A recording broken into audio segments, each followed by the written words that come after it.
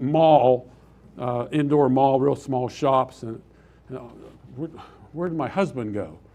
And there was a magic store, and she figured, oh, he saw that magic store and he had to get in there. And I love close-up magic.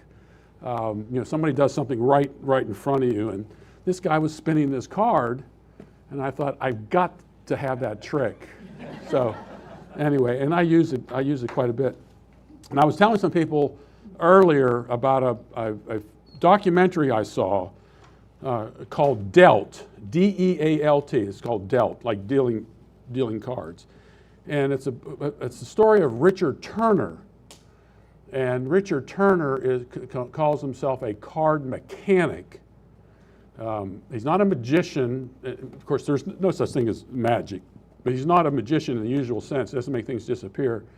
But this guy can take a deck of cards and do things with that deck of cards that seem magical. He would have been burned at the stake, 300 years ago.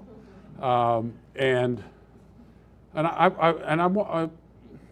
was on a plane ride, and I was on a little TV, and I saw this thing that said Dealt, and it had this guy's name on it, Luke Coram, and I knew a Dan Coram, who was a Christian magician, and I thought, I wonder if they're related, and sure enough, they were. Luke is Dan Coram's son, and the fascinating thing about this, if he took 5 people and he said, okay, I'm going to pick number 3 here, and he would deal out a perfect hand to the number 3rd person.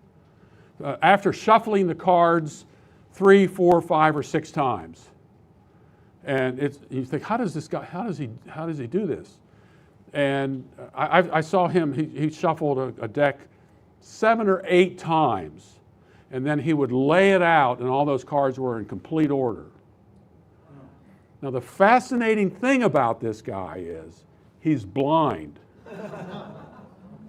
So if you ever get a chance to watch it, it's called Dealt. It's about Richard Turner, who is a Christian. Very, very interesting story. And you can go online and just look up Richard Turner, card mechanic, and you'll see videos. This guy's been around for a very, very long time. Fascinating story. And especially, I know there aren't a lot of young people here, but some of you young people, the persistence of this guy, being dealt, a blow, blindness, when he was like 10 years old, and what he was able to do with his life, and the practice, never giving up on a skill. He can sit there with a deck of cards, turn them around, shuffle them all in one hand, and the practice is 18 hours a day doing this.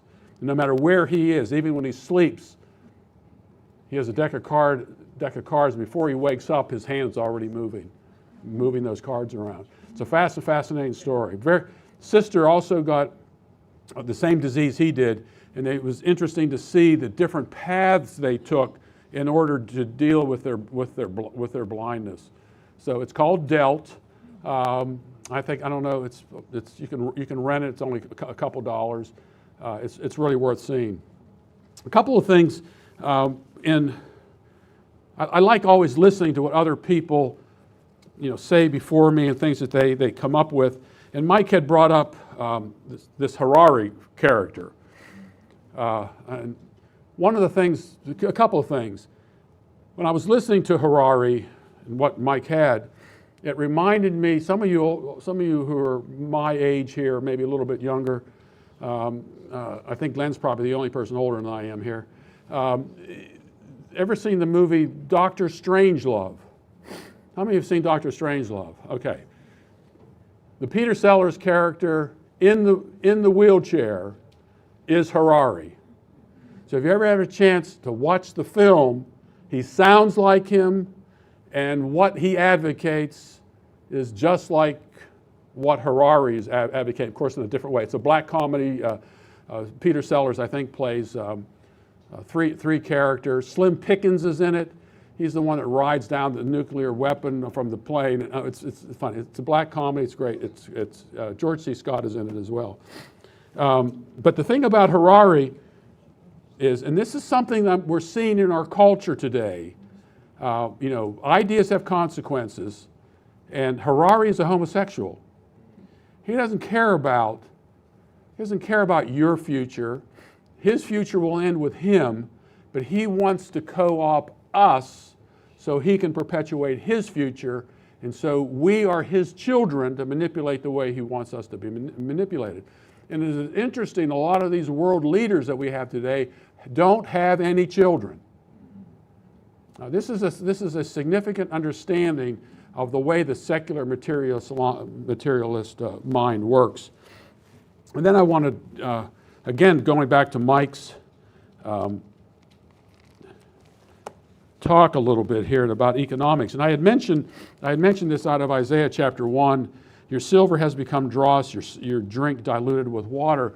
Let me give you the context of this, because what Mike was bringing across here, there are economic consequences, and the people who control the economics control your pocketbook and control you. And there are ramifications of very poor economic policies by elitists and the effect that they have.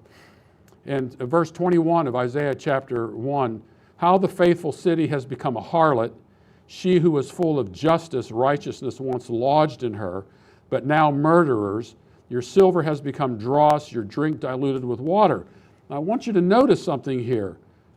Your silver has become dross and drink diluted with water is paralleled with being a murderer. Because what follows here is your rulers are rebels and companions of thieves. Everyone loves a bribe and chases after rewards. They do not defend the orphan, nor does the widow's plea come before them. And if you think about economics and inflation, again, inflation isn't higher prices. Inflation is an increase in the money supply. And it's like you dilute the value of something. And who is affected first by this? It's the widows and the orphans. It's the poorest members of the society who don't have anybody to care for them. And so when the government comes in here and does all this, supposedly to help the people, print a couple $1 trillion worth of fake money, that we talk about trickle-down economics. This is trickle-down theft, and the people affected at most are the people who are on fixed income. As the value of the money goes down, this is all the money that they have. So all of this is why I got into the issue of eschatology, because it's wedded to worldview issues. And what you think and what you plan about the future, determine what's going to come in terms of the future, is going to have an impact on everything. And so we've got Christians on both sides of the eschatological question who are missing this aspect of worldview thinking. The dispensationalists say pushes everything in the future, and some of our, I don't want to call them enemies, but critics are pushing everything beyond them. At least the dispensationalists see something happening after the rapture, but those who are critics of what we're all about is, everything is all about the end. Things that we have no control over. What happens when you die, what kind of body you're going to have, et cetera. And so this is how the reason I got into this particular topic was mostly because of the dispensationalism. And let me talk about this a little bit with dispensationalism in this debate on the preterist debate. Why do the dispensationalists get a pass on the question of heresy? I want you to think about this for a moment. Dispensationalism, the critics of preterism, but both partial preterism and full preterism, are saying you have to look at the history of the church. You got to go back through history, and you see how through the historical process of all of this brought us to this point. And how can you now come along and question what the history of the church has already established regarding eschatology? The thing is, dispensationalism is a 19th century invention, and it has all kinds of weird things involved. The rapture, 1 Thessalonians chapter 4, as I'll show here, and as you all know, most of the critics of a full preterist position use 1 Thessalonians chapter 4 as the second coming. And that's pretty standard stuff, but dispensationalists don't. The dispensationalists see this as something called the rapture of the church. It's not the second coming. It's an invisible coming of Jesus and taking the church off the earth, on which there's not a single verse in the Bible that teaches that. There's no verse in the Bible that says the church is going to be taken off the earth before, during, or after a 7-year period. And yet that is the basis of the entire dispensational model. And so there's kind of like, we have peace like a river here when it comes to eschatology with dispensationalists. This idea there's a distinction between Israel and a new redemptive group called the church. And we're oftentimes, this is all mills as well, oh, you guys believe in replacement theology. You believe the church replaces Israel. That's just plain nonsense. The Greek word for church, ekklesia, we get the word ecclesiastical out of it, is not a new word in the New Testament. If you translate a Hebrew word, I think it's kahal, into Greek in the Old Testament, it's ekklesia. If you get your Hebrew New Testament and see the word ekklesia, you'll see the Hebrew word kahal. It's nothing new. The first mention of the ekklesia in the book of Acts is in Acts chapter 5. Who made up the ecclesia in chapter 5? They were all Jews. So this idea that the church replaces Israel is just nonsense. You had of course, Israel. The first believers were, in fact, Jews, and Gentiles are grafted into an existing Jewish body of believers called the ecclesia. But this is just typical of how this debate process goes on. They create these fictional arguments and then use those as similar to like how the race card is used. When you don't have an argument, a good argument, you play one of these cards. It's kind of like magic, because once you play one of those cards, it's like the debate is over. But dispensationalism gets a pass, and while any other sort of disagreement over some eschatological issues are hammered as being heretical. And to give you an idea of this, the criticisms regarding dispensationalism go back quite a while. Some of you may have heard of Philip Morrow. Philip Morrow was a former dispensationalist. He wrote a book in 1928. It was a critique of dispensationalism, and he says, this is what you will find in the Scofield Bible. And it's listed 12 reasons why you should use the Scofield Reference Bible as the extra biblical interpretive filter to understand the Word of God. It's kind of like a confessional statement. The dispensational Scofield Bible was kind of the confessional statement for you on how to interpret the Bible. If you wanted to interpret the Bible well, you needed the Scofield Bible. And it's very much like, if you want to really understand the Bible, you have to use the Westminster Confession of Faith. And so these are kind of layers that you have to put over something, and you read the Bible through these layers. You remember those, when I was in high school, we don't have none of this sort of thing. You had the little plastic sheets that you could write on, and you put it down at a mirror, and it flashed it up on the board, and you can put various layers on it. That's how four-color process works. Four-color process, you get all these major colors with just 4 colors, and you send it through press one time, second time, third time, fourth time, you get the whole picture. Well, this is the dispensational Scofield Bible is this layer put over there that becomes the interpretive grid to interpret the Bible. And this is it. This is the first reason why you and I must read the Scofield Bible. First, the Scofield Bible outlines the Scriptures from the standpoint of dispensational truth, and there can be no adequate understanding or rightly dividing of the Word of God except from the standpoint of dispensational truth. And that is in fact heretical. And yet it is the basis of so much in the church today, but you just can't say it's heretical.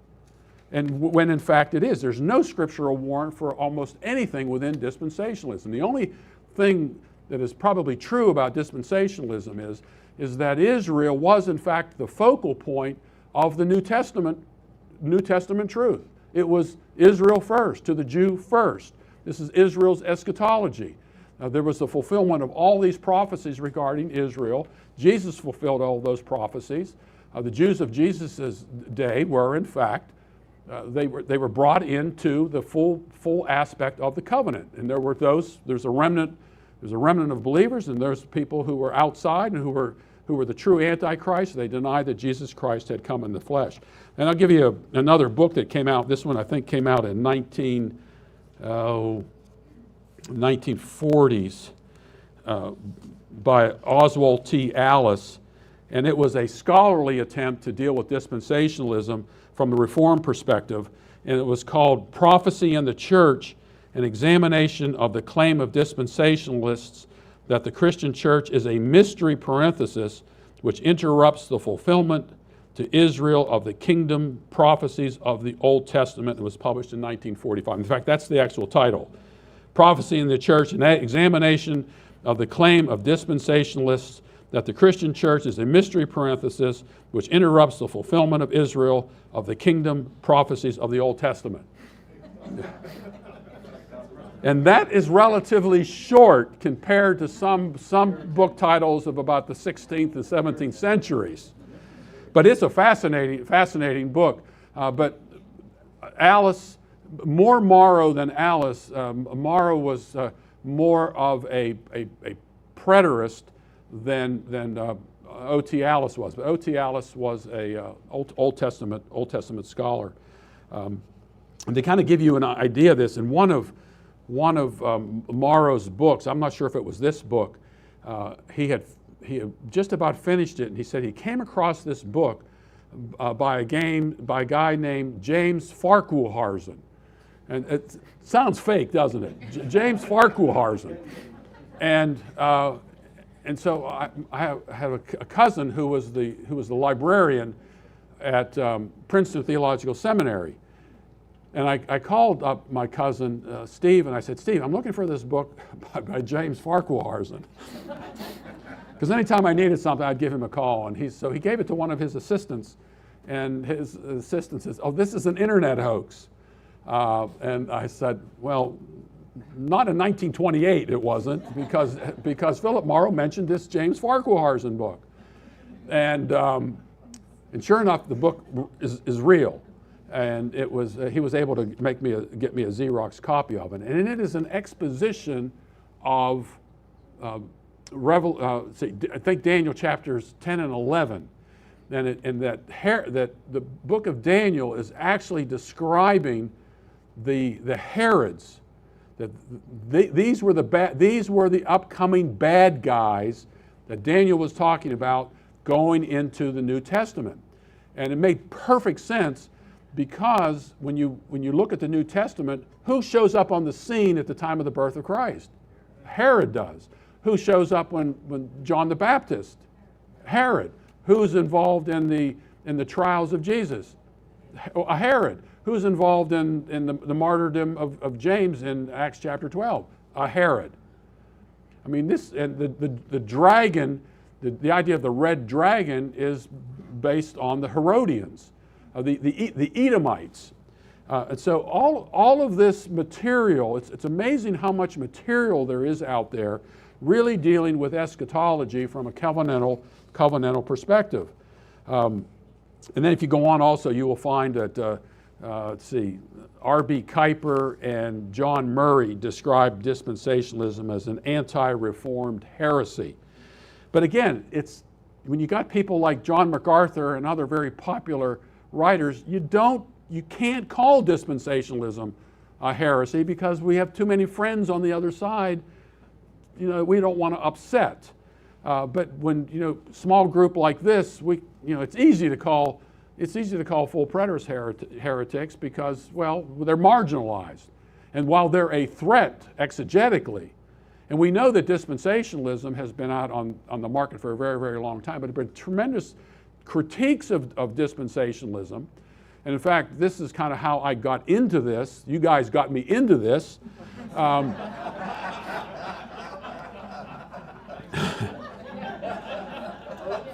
Welcome aboard. So people would they'd come to me and say, Gary, the hermeneutical methodology that you are using to criticize dispensationalism, why aren't you consistent with this passage, and that passage, and this passage, and that passage? And that's all I have been asking with in this particular debate, is consistency among my friends on just deal with the passage. Don't write it off and say, well, they're a fringe group, they're heretics, and we don't debate with heretics. Well, look, they're not heretics, they're people asking questions, and that you're not willing to answer for them. And I told some of my friends, don't think I'm your problem. If I go away, this doesn't go away. These people are going to continue to ask questions, and you guys are going to have to do something sometime to answer them. That's the way it is. And in essence, the cat is out of the bag now. And when these guys, my friends, wrote me a very nice letter, basically put up or shut up on answering these particular questions, the goal was to either say, yeah, I affirm these things, or they were going to condemn me as a heretic, which some of them have done. And the reason I didn't affirm the questions I was asked, because I know where the traps are, in what verses people use, and I'm going to discuss this a little bit, on these passages. I said, what I wanted was, give me the verses that go with the three questions.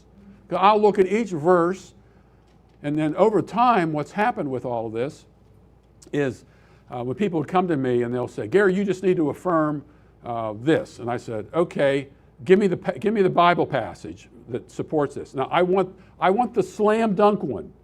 You got to give me the slam dunk passage. I don't want 5 passages. For example, the deity of Christ. In the beginning was the Word was with God, and the Word was God. Verse 14, the Word became flesh and dwelt among us. Simple. Jesus was born of a Virgin Mary. One verse for that. Suffered under Pontius Pilate. One verse for that. Maker of heaven and earth. Verse for that. Now give me the slam dunk passage so I can affirm this. And you know what ends up happening? They don't give me one.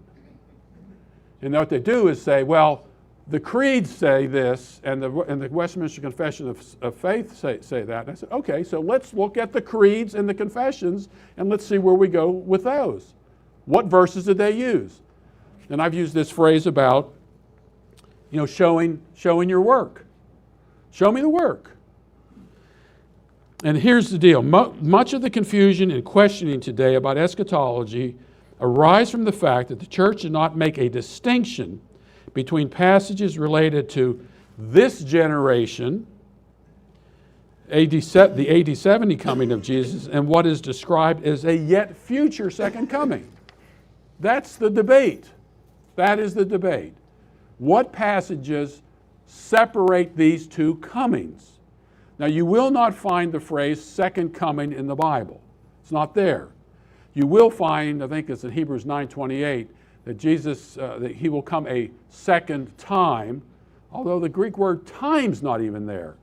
But we'll put that in there. He will come a second time. So when you go through Scripture, you go through the New Testament, and look up all the passages about coming, the question is, how do you divide those up? Which ones apply to AD 70, and which ones apply to this definitional second coming? That's the debate on that particular topic. And I don't think that's a hard question to ask. It's just, show me your work. The Nicene Creed states, and he shall come again with glory to judge both the living and the dead. The Apostles' Creed says, he shall come to judge the quick and the dead. All right, what passages is this referencing? What passages support those phrases? I want to know. And so far, I haven't gotten a slam dunk answer to that. And so in the 4th century, remember the Nicene Creed was formulated in the 4th century, 325, and then it was updated at Constantinople in 381. Now these are fundamental creedal statements of the church. Now a lot of people, I'll give you an example of this. This couple was coming to the Atlanta area where my wife and I live, and said, "Hey, we'd like to meet you. We'd like to come to your church." And I said, "Sure." Then we'll go out to lunch afterwards. And so we went to church, and on that particular day, we were saying the Apostles' Creed. And in there, you will find the phrase Catholic Church. Now, if you look at an original King James Bible, you will see that the titles for the divisions of the Bible, they're called the Catholic epistles. Now, it's not the Roman Catholic epistles. Catholic just simply means universal. So that phrase in the Apostles' Creed is Catholic means universal, lowercase c. And so we had lunch, and they were asking me, they were a little reluctant to ask me, here they were visiting my church, and they're questioning me about the Apostles' Creed and all that sort of thing. And I said, "Well, you're not familiar with the Apostles' Creed?" And they said, "No." So they weren't familiar with the Apostles' Creed. They weren't familiar with the Nicene Creed. And I can assure you they weren't familiar with the Westminster Confession of Faith. What they were familiar with was, guess what? The Bible. They wanted to know from the Bible. So I explained to them that the word Catholic means universal and so forth and so on. They were satisfied with that. But there are literally tens of millions of Christians around the world that have no conception of the Nicene Creed, the Apostles' Creed, or the Westminster Confession of Faith. And when I get questions from people, I guarantee you I could never answer their questions in the affirmative by appealing to either the creeds or the Westminster Confession of Faith. I've never done that. I've never said, well, this is what the church, I'll say, yeah, this is what the church has believed, but I'll say, now, they'll ask me, well, what do you think this passage means? And I could never say to them, well, the church has already settled this, and here's what the church said about it. I couldn't get away with that. And I think a lot of Christians can't get away with that, and they don't want anybody to get away with it. Just answer the question. Answer the question with a text. So which passages were used to identify this coming, and he shall come again with glory to judge both the living and the dead, and he shall come to judge the quick. Quick means living and the dead. What verse did the Apostles' Creed? We don't know who wrote the Apostles' Creed. It wasn't the Apostles. And we do know who wrote. For the most part, we do know who were involved in the Nicene Creed, but they didn't leave a list of the passages they used to support it. So you have to do a little bit of historical digging. So Cyril of Jerusalem, who was in the 4th century, around 313 to 386, so he's right in the middle of the Nicene Creed formulation period, 325. And he's 313, 386. And this is from his lecture 15, and this is from, it's a series called The Library of Christian Classics. It was published in 1955, volume 4, and in it has much of the material from Cyril of Jerusalem. Also, if you can get your hands on Leroy Froome's 4-volume set called The Prophetic Faith of Our Fathers. It's written by a Seventh-day Adventist, but this guy did a marvelous job with finding original source documents on going back through centuries. I don't know how the guy did it. I don't know how the guy did this without the internet today. It's 4 volumes. If you go online, there are PDFs of all 4 volumes. Leroy Froome, F-R-O-O-M, and you'll find Cyril of Jerusalem, a lot of this material there. And here's the thing: if you look at Cyril of Jerusalem and dealing with the idea he will come again to judge the living and the dead, here are the passages he uses. First passage he uses, you want to guess what it is? Matthew 24:30. Now, every partial preterist, every full preterist uses Matthew 24:30 for what? This is an AD 70 passage. He also uses, went through here and found a couple of other ones that he used. Matthew 24:6 speaks of wars and reports of wars as a sign of the end times. And it is within this context that Cyril and Julian's war of the Persians relates to it. Matthew 24:7 speaks of earthquakes from place to place, and Jerusalem experienced an earthquake in 363 at a time when Julian was attempting to rebuild the temple in Jerusalem. So here you have Cyril of Jerusalem identifying this judgment, which the Nicene Creed and the Apostles' Creed uses as language, and for support for that particular view, he uses elements from Matthew chapter 24, including Matthew 24:30, which all preterists say refers to the events leading up to and including the destruction of Jerusalem in AD 70. So if that's the proof text for that particular statement in the Nicene Creed and the Apostles' Creed, then they have a problem on their hands. Now, he does also use Matthew chapter 25, and the problem with that is who put up, was it Zach who put up the thing about Keith Matheson? Keith Matheson, who was a critic of full preterism, who is a partial preterist to a certain degree, in his commentary on New Testament, I think maybe Old and New Testament prophetic texts, he sees the end of Matthew chapter 25 as not referring to an end time coming, but referring to events leading up to and including the destruction of Jerusalem in AD 70. See, this is what I found when I started to deal with these questions that people had, that all of the inconsistency among the critics of certain prophetic belief systems. And people began to ask questions. And if you then went to Ken Gentry, Ken's a friend of mine.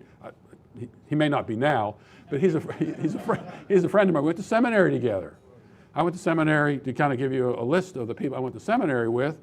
Dr. Greg Bonson was a professor there. I don't know if you know who he is. If you've ever watched the debate called The Great Debate with Greg Bonson and Gordon Stein, you've got to watch that. So Greg Bonson was a professor there. Ken Gentry was there. David Chilton was there. Jim Jordan was there. And we had a good old time just sitting around talking about all this stuff. And of course, David Chilton wrote two classic preterist books. One was Paradise Restored and Days of Vengeance, which is a commentary on the book of Revelation. He also did an extract on Matthew chapter 24. The Jim Jordan, I, like Zach, owe so much to Jim Jordan on his hermeneutical model. You sit down with Jim, fascinating things, the literary things he picks out of the Bible. That when you hear him saying that, to give some exposition of a particular difficult text. One of my favorites is the Bible prohibits boiling a kid in his mother's milk, and you think, what in the world does that mean? And if you pick up 10 commentators, you'll get 15 different views as to what it means. And none of them really deal with the text, the biblical text. And Jim says the answer is in the Bible. It's in the text. You have to find the answer in the text. He says you don't go outside of the text and say, well, this was some pagan ritual and ought to do this. Now, the Bible doesn't say you can't boil a kid in milk. It says you can't boil a kid in his mother's milk. And Jim lays out how the Bible deals with this particular interpretation of that passage. It's fascinating. And I'm not going to tell you what it is. We sell a book called The Law and the Covenant by James Jordan, if you want to know. It'd take me too long to go through it. So we published a commentary by Jim Jordan called The Handwriting on the Wall, and I'll make reference to it a little bit. Some had already made reference to it in relation to Daniel chapter 12. So my question comes down to, when you're dealing with, and he shall come again with glory to judge both the quick and the dead, or the living and the dead, you're asking yourself the question, what passages did they use that were specifically so-called second coming passages? And we don't know. We have a little insight from Cyril of Jerusalem, and my guess is it was probably the view of the day. But Cyril of Jerusalem is using Matthew chapter 24, which all preterists say refers to the destruction of Jerusalem, the events leading up to the destruction of Jerusalem in AD 70. So was it Matthew 16, 27 through 28? Listen to the language of this now. Remember, coming to judge the living and the dead. Matthew 16, 27 and 28 says, for the Son of Man is about, the Greek word melo is used, the Son of Man is about to come in the glory of his Father with his angels, and will then repay every person according to his deeds. Truly I say to you, not you, but them you. Truly I say to them you, there are some of those who are standing here, meaning there, who will not taste death until they see the Son of Man coming in his kingdom. That sounds like a second coming passage, doesn't it? But it can't be. It is for that particular generation. And again, partial preterists, Ken Gentry, and others take that particular passage as applying to events leading up to, including the destruction of Jerusalem in AD 70. Now the language is obviously hyperbole, but they're okay with that. It's okay with that. This is this is the language of the Bible. And you know, the idea of interpreting the Bible literally, when you interpret the Bible literally, it means to interpret it in terms of its literature. So if you were to read Shakespeare, you would read it literally. That is, you would have to understand the literature of Shakespeare's era and the wording and the phraseology and the history he used. That's what the word literal means. It does not mean if it's a dragon, it's got to be a literal dragon. Of course, they never say it's a literal dragon. Or if it's going to be a giant woman out in space who's standing on the moon and has 12 stars around her head and is clothed with the sun.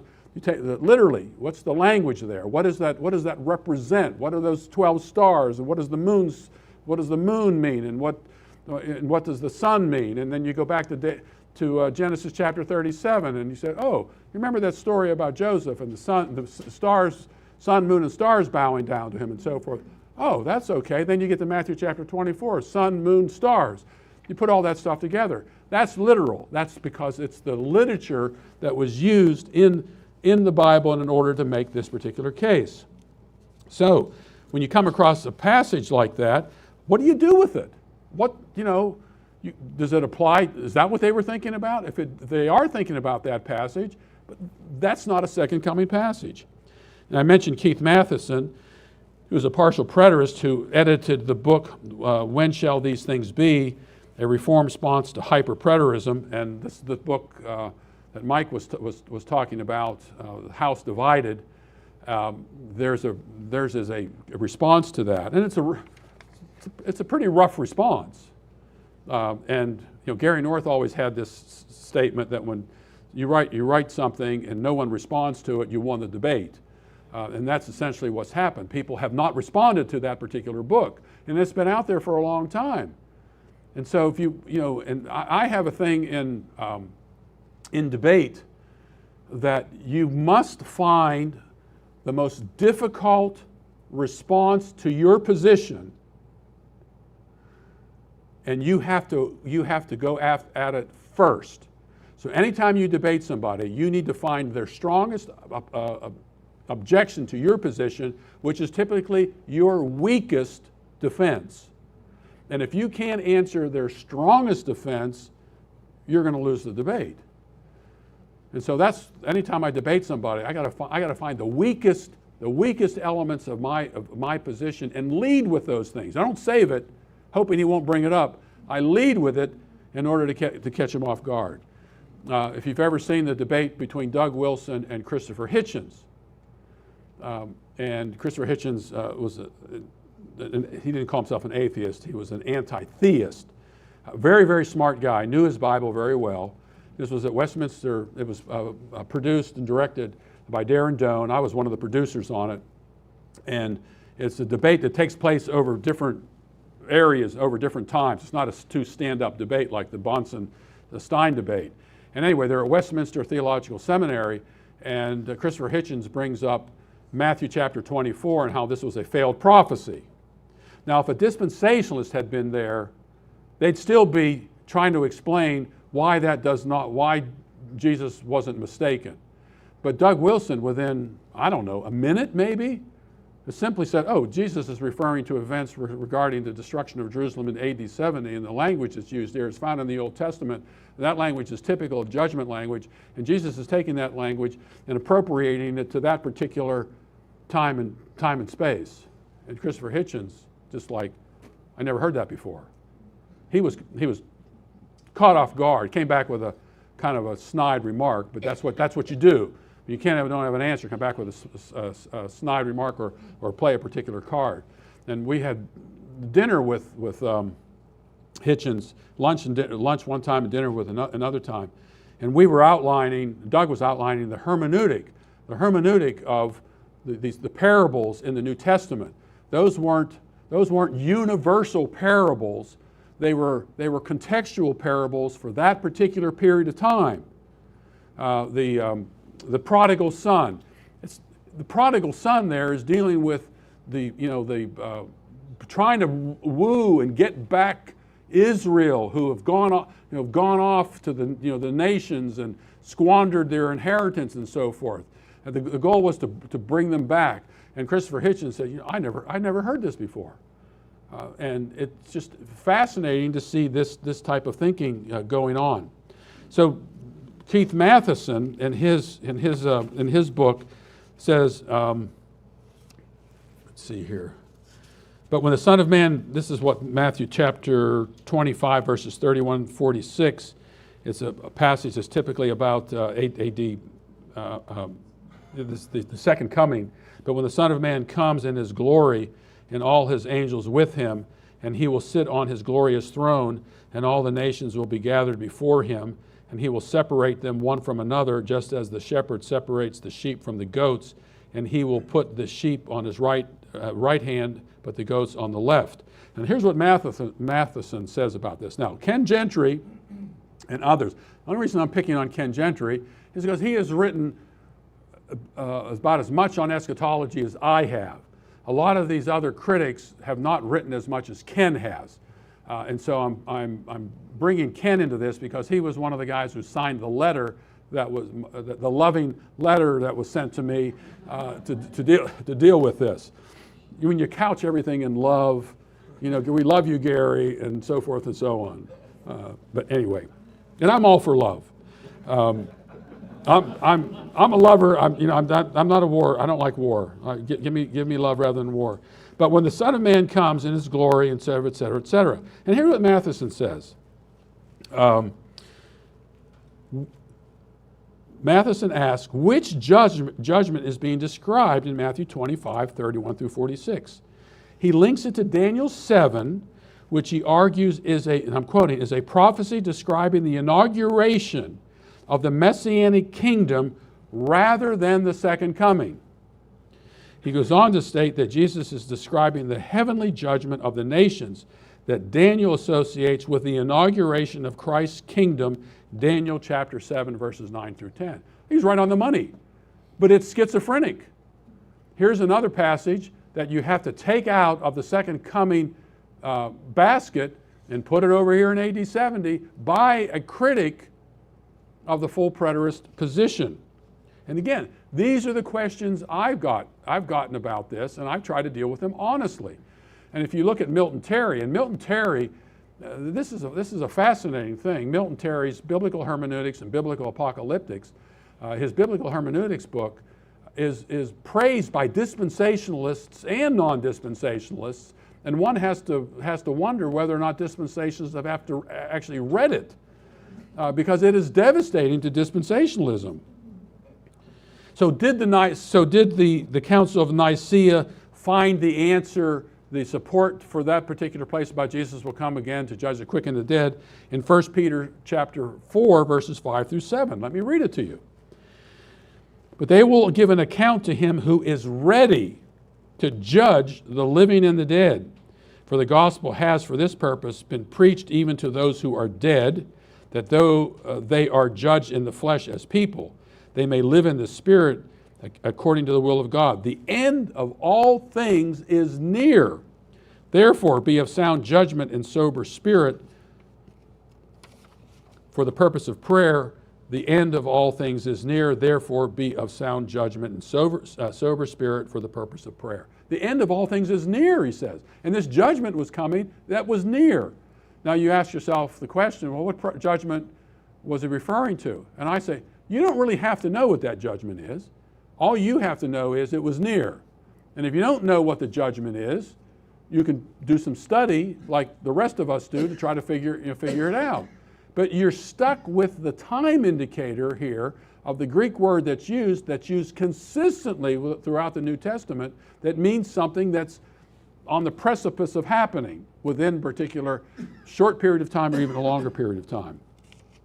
And here's what one commentator says. This commentator understands the problem with his position based upon what Peter just wrote. Here's what he said. Possibly, if St. Peter had thought the world would stand 20 centuries more, he would have expressed himself differently. So what does that do to the authority of the Bible? Oh, Peter didn't know what he was talking about, and so we have to help him out here. We have to help him out. And here's by another commentary. This is from Matthew Poole's commentary. I quote, but the end of all things, he writes, the last judgment, which will put an end to all the evils as well as good things of this world, is at hand. See James 5, verses 8 and 9. All right, so let's follow Matthew Poole and see what James 5, 8, and 9 have to say. Help if I had my Bible here, which I do. If you're not familiar with this passage, it's interesting. James chapter 5, verse 7. Be patient, therefore. Okay. Who's he telling to be patient? You or them? Them. But you too, you be patient too. I'm telling you to do that. And if you're married, if you're not patient, you're in big trouble. Be patient, therefore, brethren, until the coming of the Lord. The coming of the Lord? Behold, the farmer waits for the precious produce of the soil, being patient about it until it gets the early and late rains. You too be patient, you meaning them. Strengthen your hearts, for the coming of the Lord is near, at hand. Verse 9, do not complain, brethren, against one another, that you yourselves may not be judged. Behold, the judge is standing right at the door. So here you have a passage which near is used and defined for us right at the door. Not down the block, not in the next state, not around the world, but right at the door. And you're saying, I don't understand how that can be. You don't have to understand it. You just have to believe what it says. Just move on. Do a little more study. I've been doing this for 40 years. And like Zach, I have a degree in kinesiology. I'm a physical education major. I know you're shocked, aren't you? And you say, how can you get up there and do this sort of stuff? And that's the whole point. You don't have to be a genius to do this stuff. All you have to do is just do some work, And I know, look, most people don't have the time to do this. God providentially, I think it was a joke to take me and to put me in this particular position. How many of you know who Dr. Gary North was? Okay, Dr. Gary North is a good friend of mine. I've known him for many, many years. And he did this economic commentary on the Bible. 35 volumes. 35 volumes. 2 hours a day, every day but Sunday, for 30-some years. And he said he wanted someone else to do that with every other topic. So someone on education, someone on journalism, you just pick it out. He picked economics. That was his thing. He had a PhD in history. And he did this commentary, and he dedicated his commentary to somebody in each volume. They're all free online, by the way. Go to GaryNorth.com and you can read them online. It's not just a commentary in economics, it's a commentary on all kinds of stuff. And anyway, he dedicated the numbers commentary to me. and it says, Gary DeMar is proof that there's life after shot putting.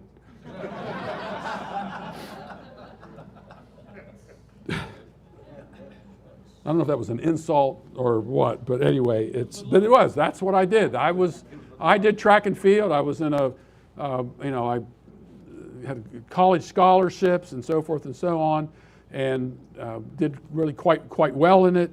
And I became a Christian in 1973, and I didn't know anything about the Bible. 1973, right, the heyday of the late great planet Earth.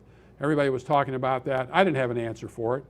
I don't know if I mentioned it to this group or not. It doesn't really matter. But on this particular talk, I know I didn't mention this.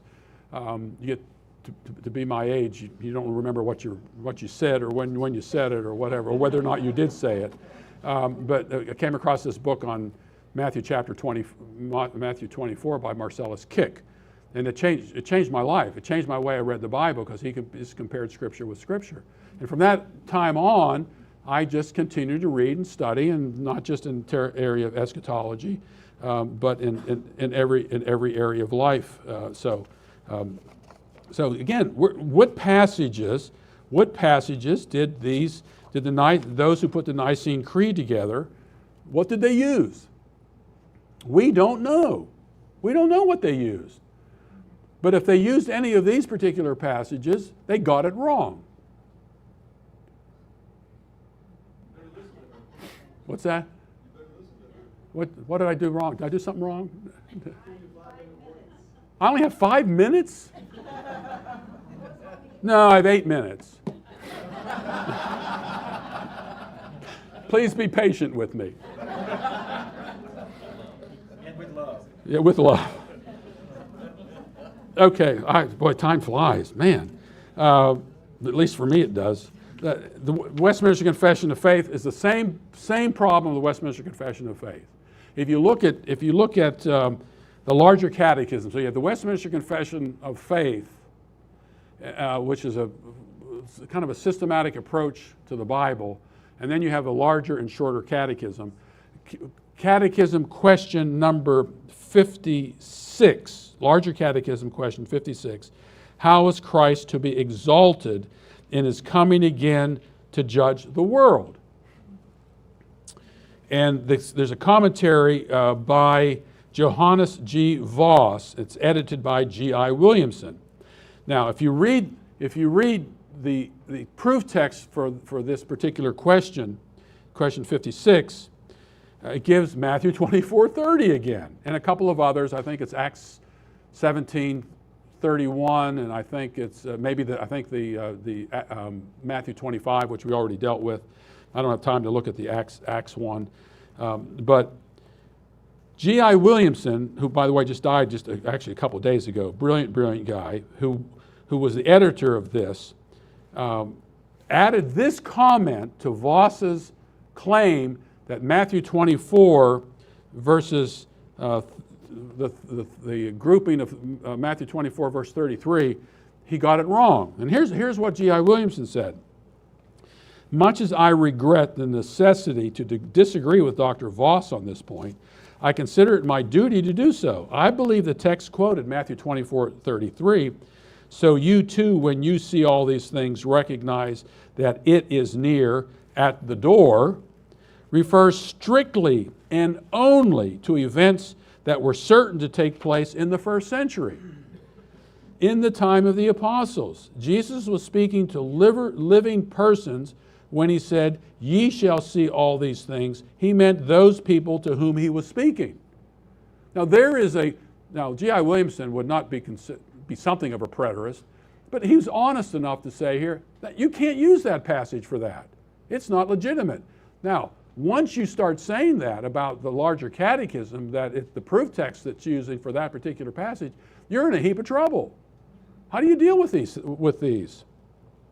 And by the way, the Westminster Confession of Faith is non-preterist. It doesn't offer anything related to any particular preterist view. A case cannot be made for any type of preterism by an appeal to the confession and its catechisms, and yet many critics of full preterism are partial preterists. So if the Nicene Creed on the eschatology part only. The Nicene Creed and the Westminster Confession of Faith are the historical standards they are using. They have depended on 2 weak reads. Now, to say that gets me in trouble. No. To say that has gotten me into trouble. But you notice, I'm just asking them to show me the work. Show it to me.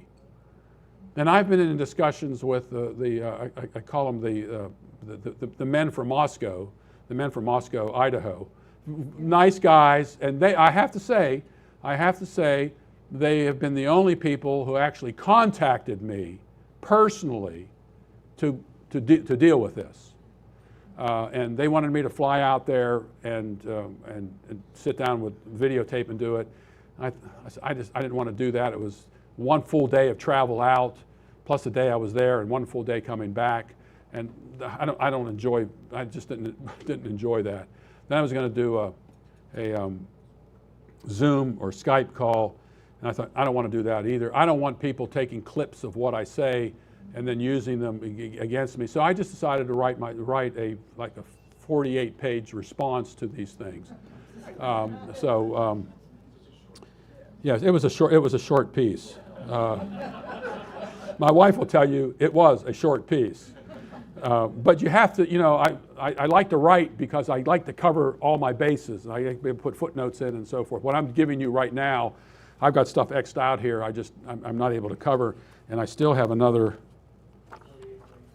Let's see. I got another 20 pages to go here, and I guess David's not going to give me another hour here. I'll tell you what the rest of this is. Since I have a couple minutes, I'm time am I supposed to stop? Huh? What I was going to do, and it's very simple here. I was pitting these guys against one another in their interpretation of passages. You got Ken Gentry saying Daniel chapter 12 is not referring to the general resurrection at the end of history. You got Andrew Sandlin who says it is.